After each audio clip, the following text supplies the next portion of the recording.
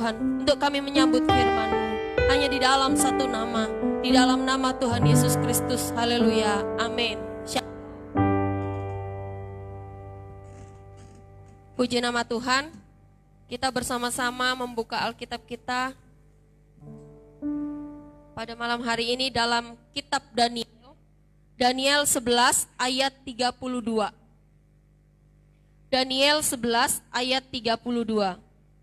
Di situ dikatakan, dan orang-orang yang berlaku fasik terhadap perjanjian akan dibujuknya sampai murtad dengan kata-kata licin, tetapi umat yang mengenal Allahnya akan tetap kuat dan akan bertindak. Latar belakang penulisan kitab ini ditulis pada saat orang-orang Yahudi sedang dalam penganiayaan oleh Antiochus.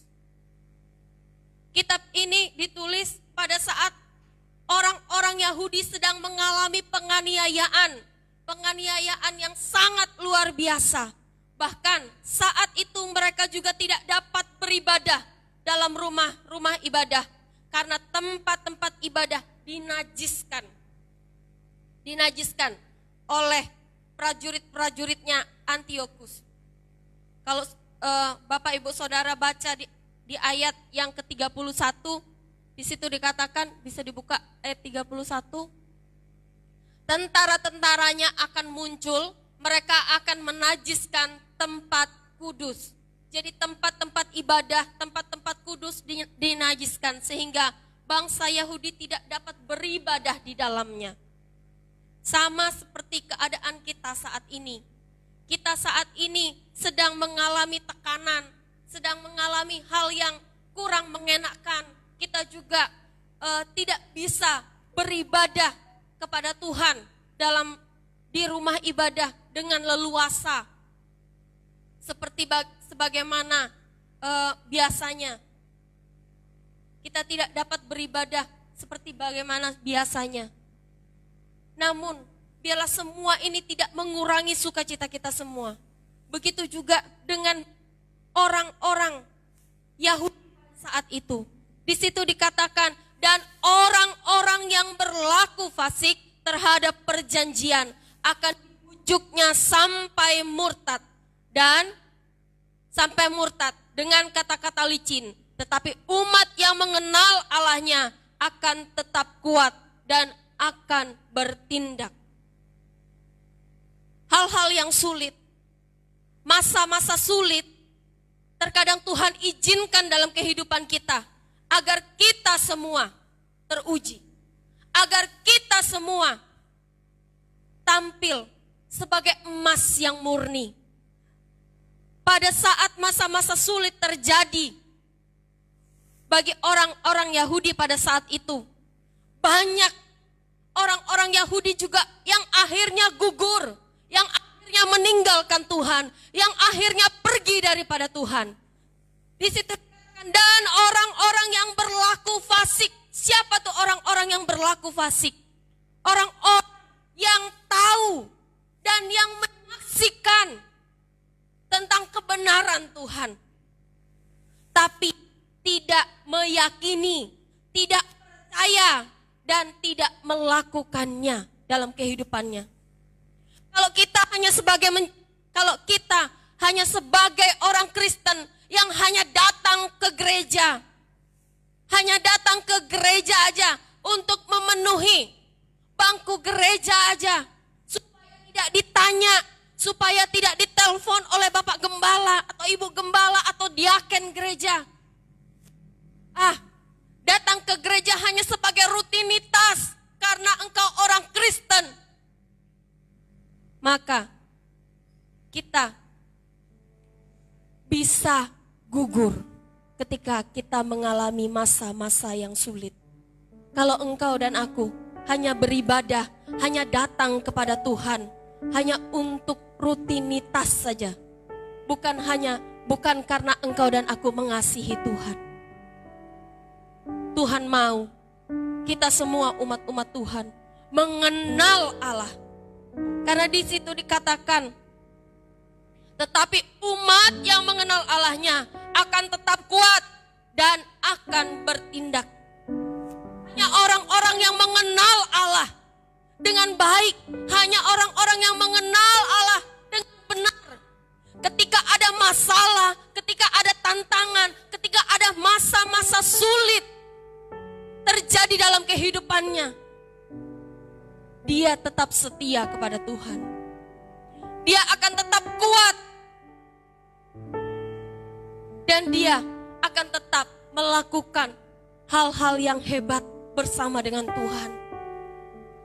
Hanya orang-orang yang mengenal Allah.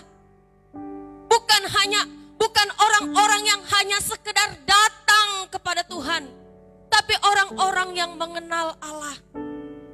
Untuk kita menjadi orang-orang Kristen, pengikut-pengikut Kristus yang kuat, yang tangguh. Maka hal yang pertama yang harus kita miliki dalam kehidupan kita adalah kita harus mengenal Allah. Kita harus mengenal Allah yang kita sembah. Kita harus tahu bahwa Allah yang kita sembah lebih besar dari semua masalah kita. Allah yang kita sembah, Dia sanggup melakukan hal-hal yang mustahil.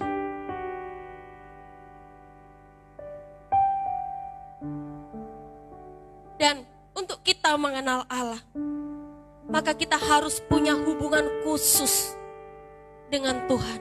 Kita harus punya hubungan yang khusus dengan Allah. Kita tidak akan pernah mengenal Allah kalau kita tidak memiliki hubungan yang khusus. Kita tidak akan pernah mengenal Allah kalau kita hanya sekedar tahu siapa itu Yesus, Allah yang kita sembah. Oh, Dia Yesus, Allah yang kita sembah, yang sudah mati di atas salib untuk menebus dosa-dosa kita. Mengenal Allah tidak cukup sampai itu aja. Tapi engkau dan aku harus memiliki hubungan yang khusus. Hubungan yang istimewa. Hubungan yang spesial.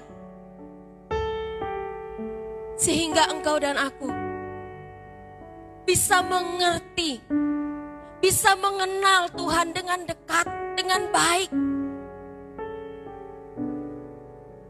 Kita harus punya hubungan yang khusus dengan Tuhan. Untuk kita bisa mengenal Tuhan. Untuk kita bisa mengenal Allah. Tidak ada cara yang lain.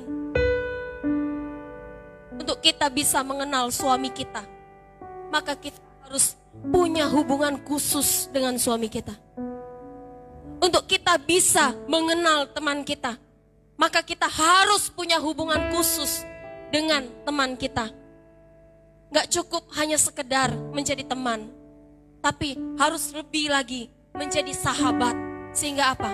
Sehingga kita leluasa cerita kepada dia, dan dia juga leluasa bercerita kepada kita.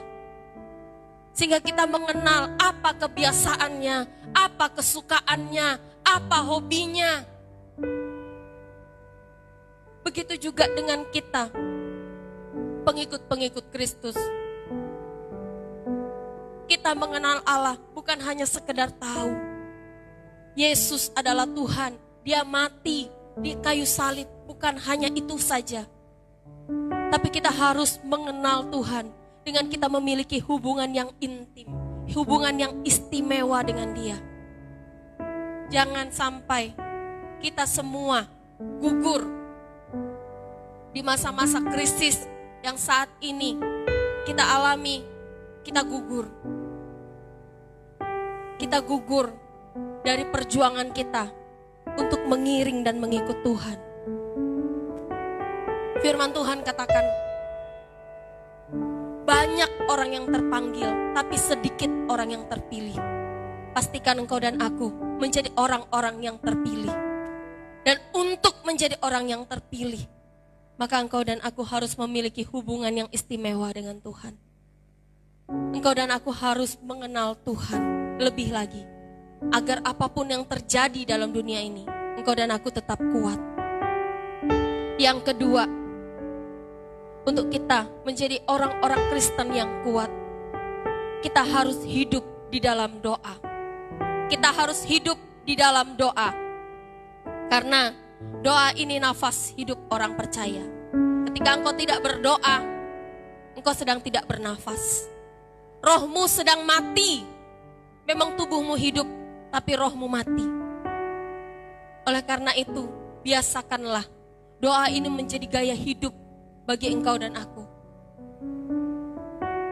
Hidup di dalam doa. Dan ketika engkau berdoa, jangan hanya doa untuk minta berkat sama Tuhan. Setiap kali doa hanya minta berkat, dan berkat sama Tuhan. Tapi belajarlah ketika engkau berdoa, belajar untuk meminta kehendaknya dalam kehidupanmu dan kehidupanku. Meminta kehendaknya, belajar untuk mengerti kehendak Tuhan dalam kehidupanmu. Bukan hanya sekedar meminta berkat, tapi belajar untuk mengerti kehendak Tuhan dalam kehidupan engkau dan aku. Jadi ketika engkau berdoa, jangan terus minta berkat, tapi mintalah kehendaknya. Dalam doa Bapa kami diajarkan, kita semua diajarkan apa? Jadilah kehendakmu. Jadilah kehendakmu kepada kita semua. Dan kita sering melupakan itu dalam doa-doa kita. Tuhan mau kita hidup di dalam doa. Dan ketika engkau berdoa, mintalah kehendaknya, agar engkau tahu rencananya yang indah bagimu dan bagiku. Sehingga engkau tidak perlu takut, sehingga engkau tidak perlu khawatir, sehingga engkau tidak perlu bimbang dengan keadaan yang terjadi di sekitarmu.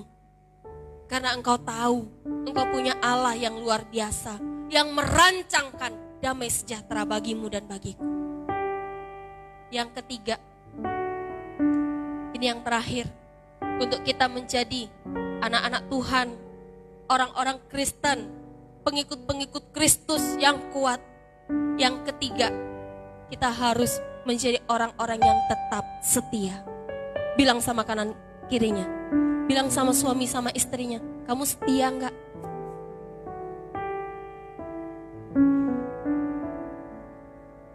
Kita harus tetap menjadi orang-orang yang setia. Sama seperti Tuhan setia kepada kita. Tuhan mau kita juga setia kepada Dia. Agar kita mengerti kehendak Tuhan dalam kehidupan kita. Hanya orang-orang yang setia yang akan melihat karya Tuhan yang besar dalam hidupnya. Hanya orang-orang yang setia yang akan diperhitungkan.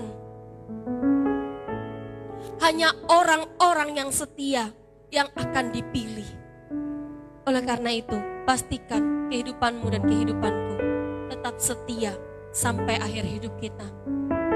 Sehingga kita menikmati janji dan berkat-berkat Tuhan dalam kehidupan kita. Jangan biarkan ketakutan itu terus menguasai hidupmu. Tapi Roh Tuhan yang menguasai hidupmu. Roh Tuhan yang membantu engkau untuk engkau tidak merasa takut, untuk engkau tetap kuat dalam menghadapi segala hal. Tetaplah engkau setia. Nah, orang-orang yang setia yang diperhitungkan. Dalam sebuah perusahaan, pasti orang-orang yang setia, dia akan mendapat kedudukan yang lebih daripada orang yang lain. Dalam sebuah perusahaan, pasti orang-orang yang setia yang akan diperhitungkan oleh perusahaan itu, yang akan dipromosikan oleh perusahaan itu. Itu perusahaan yang ada di dunia ini, perusahaan yang fana saja membutuhkan orang-orang yang setia. Apalagi kerajaan surga. Kerajaan surga membutuhkan orang-orang yang setia. Jadi pastikan engkau dan aku menjadi orang-orang yang setia, agar kita tetap melihat karya Tuhan dalam kehidupan kita, agar kita tetap melihat kebaikan Tuhan dalam hidup kita. Amin. Tuh firman Tuhan.